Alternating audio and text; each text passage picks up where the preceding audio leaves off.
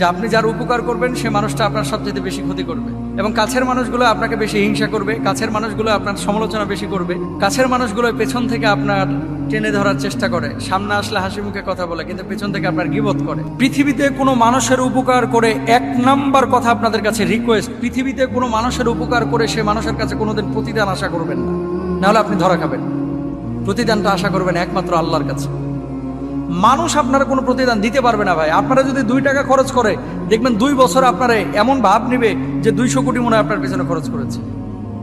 সুতরাং প্রতিদান, মানুষের উপকার আমরা করব, কিন্তু প্রতিদান আশা করবো একমাত্র আল্লাহর কাছে। কোনো মানুষের কাছে আমরা প্রতিদান আশা করব না, আল্লাহ সুবহানাহু ওয়া তাআলার কাছে আমরা প্রতিদান আশা করব। 1 নাম্বার কথা।